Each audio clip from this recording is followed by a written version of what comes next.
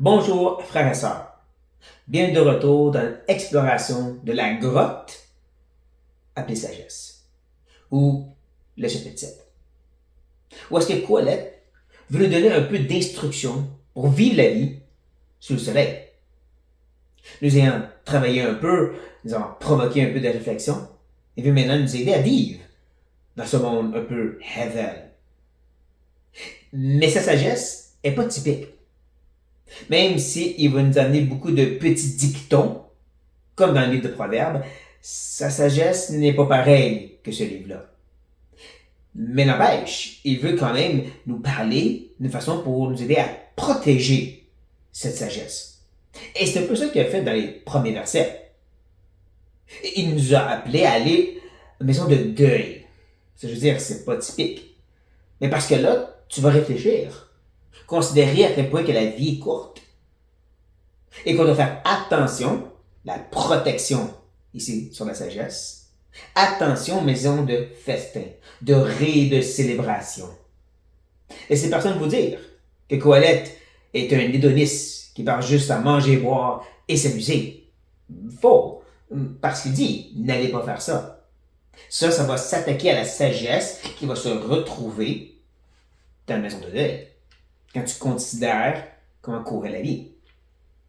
Eh bien, ceci va nous emmener à la prochaine section, les versets 7 à 10, où est-ce qu'encore Colette va nous montrer les choses qui peuvent attaquer la sagesse, ébranler un peu notre connaissance sur comment vivre sous le soleil.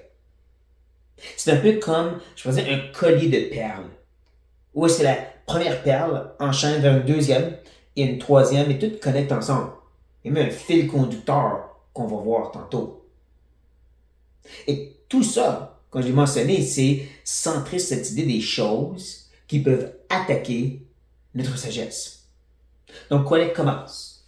Et il dit, l'oppression rend insensé le sage, et les présents corrompent le cœur. Je dirais que c'est première et deuxième chose qui attaque la sagesse. C'est d'un côté, négativement, je veux dire, l'oppression, les difficultés, les tribulations, l'épreuve. Je vous rappellerai que le mot grec, qui est traduit par épreuve dans le Nouveau Testament, peut aussi être traduit par tentation. Les deux parlent de la même idée.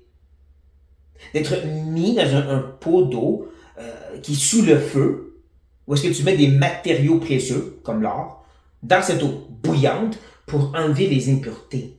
Parce que des fois, un creuset. C'est fait pour enlever les impuretés et aussi exposer, prouver que l'or, maintenant, elle est pure. C'est ça l'épreuve. Mais bien souvent, dans ce feu brûlant, cette sagesse peut être ébranlée et ça devient plus de la folie. Des fois, quand l'épreuve, l'oppression, les difficultés viennent, on dirait qu'on oublie les œuvres de la chair, qu'on doit mettre à mort, et on commence à être impatient, frustré, amer, et ainsi de suite.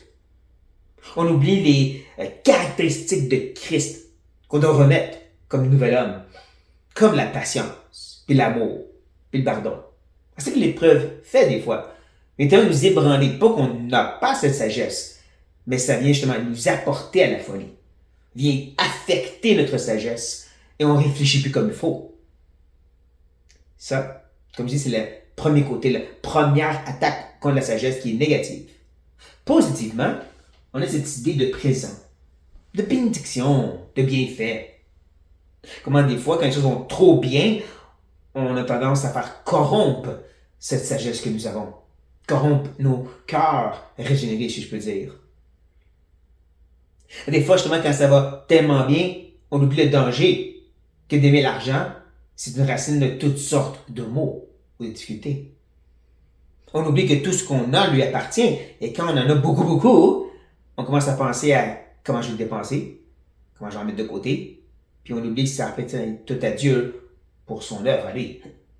C'est drôle comment, dans la pauvreté, on est plus prompt à donner, que quand on est super béni, on est un peu moins généreux. Ça aussi, c'est une attaque contre notre sagesse. Pas pour rien que augure, comme je regarde aussi sur ce site YouTube, les livres de Proverbes. Mais augure, fais cette merveilleuse prière, donne-moi pas richesse ni pauvreté, donne-moi ce qu'il me faut. Parce qu'encore, c'est deux dangers. La difficulté d'un bord, la bénédiction de l'autre qui vient attaquer à la sagesse. Et donc, on apprend à protéger et avancer dans la sagesse contre la corruption de leur trop, contre les attaques des difficultés, mais ça, on l'apprend. Et ceci nous amène à la prochaine perle. Mieux vaut la fin d'une chose que son commencement. Mieux vaut un esprit patient qu'un esprit hautain. Et je dirais que les deux, clairement, vont ensemble et se complètent. C'est du parallélisme. La fin d'une chose, quand tu as accompli la tâche, quand tu as appris au fur et à mesure de tes erreurs, tu es rendu à la fin, tu comprends mieux comment faire cette chose maintenant. Ou un peu comme la vie de la foi, la vie chrétienne. C'est après avancer plusieurs années et décennies qu'on est capable de regarder en arrière et on a mieux appris, comparé au début. Hein, le commencement d'une chose, on pense qu'on sait comment ça marche. On sait comment on devrait procéder. Tassez-vous de là, moi je suis un feu pour Dieu. Mais bien souvent, ça c'est plus cette attitude hautain, n'est-ce pas? Cet orgueil qui pense qu'il a tout compris. À la place de celle qui est plus patiente. Parce qu'il a appris à travers les années.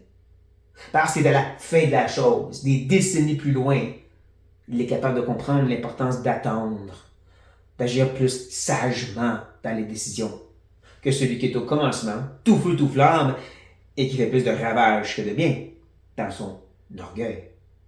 Donc voici une autre affaire qui attaque la sagesse. L'idée d'être au commencement, cette place où il y a beaucoup d'orgueil et d'attitude hautain, comparée à celle qui est à la fin et qui a beaucoup appris, qui a beaucoup maturé. Cette patience que ça va donner va nous amener maintenant à la prochaine perle. Ne te hâte pas en ton esprit de t'irriter, car l'irritation repose dans le sein des insensés. Donc, c'est bien connecté avec ce qu'on vient de voir. Cette impatience qui est souvent avec celui qui est au commencement et qui pense tout savoir va l'amener à devenir irrité parce que ça ne marche pas selon son idée, selon son temps à lui. Ça, comme il dit, c'est le cœur de l'insensé. C'est vraiment de vivre comme si tu as oublié qui est Dieu et d'attendre après lui. Ça, c'est une autre de ces choses qui va attaquer la sagesse. Cette irritation, cette impatience qui va te ramener à réfléchir comme un insensé à la place de par la sagesse. Mais ça, comme on l'a dit, on l'apprend au fur et à mesure, on mature à travers les années. On est capable de regarder par l'arrière et comprendre l'importance d'attendre. Mais il y a une façon dangereuse de regarder vers l'arrière. Ceci nous amène à la dernière perle. Ne dis pas d'où vient que les jours passés étaient meilleurs que ceux-ci, car ce n'est point par sagesse que tu demandes cela. Cette fameuse attitude, c'était mieux avant. Qu'on a des fois dans le monde chrétien. Ah, l'Église primitive. C'était tellement mieux avant.